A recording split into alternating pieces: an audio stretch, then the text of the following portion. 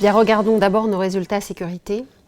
Le semestre a été marqué par un nouveau drame, puisque 3 personnes ont perdu la vie dans une collision de train à la Setrag.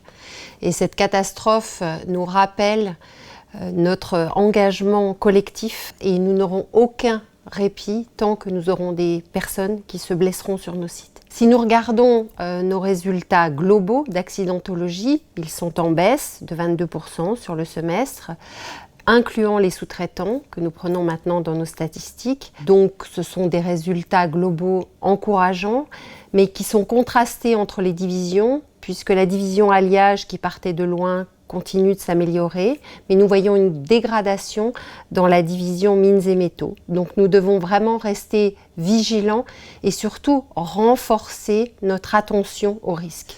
En ce qui concerne nos résultats financiers, nous présentons au premier semestre des résultats décevants, en forte baisse par rapport au premier semestre 2018. C'est à cause de 2 facteurs majeurs. Le premier, c'est la baisse des matières premières que nous subissons comme tous nos pairs.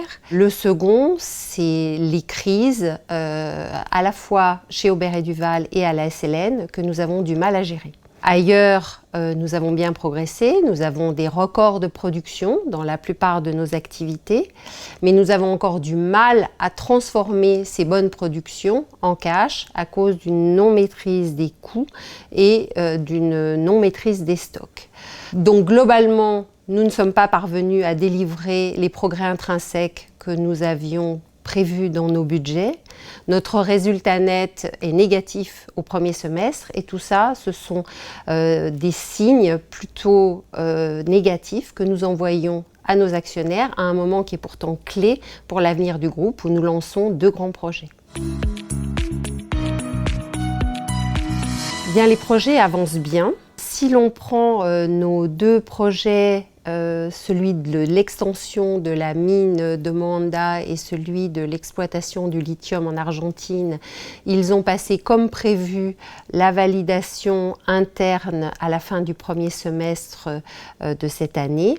En ce qui concerne la production de nickel à Weda Bay, l'ouverture de la mine et de la nouvelle usine sont prévues au 2e semestre 2020 en ligne et même en avance par rapport au calendrier initial.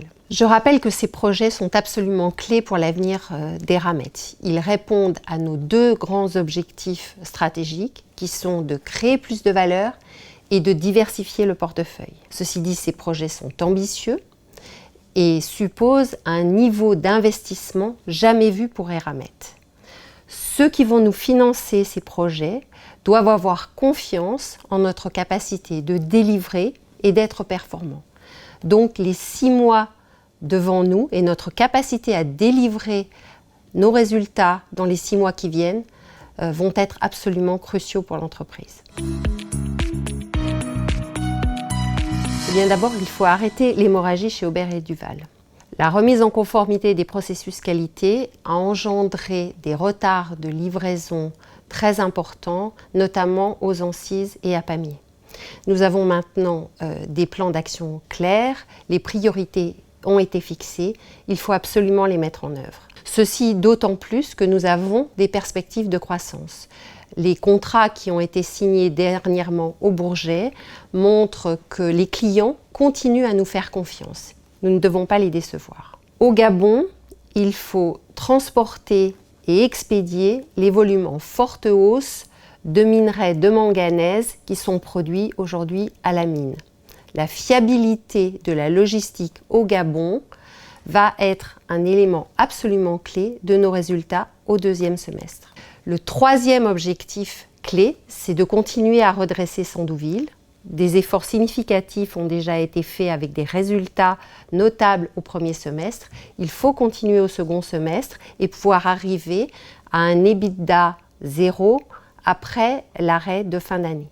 Enfin, il faut absolument délivrer le plan de sauvetage de la SLN.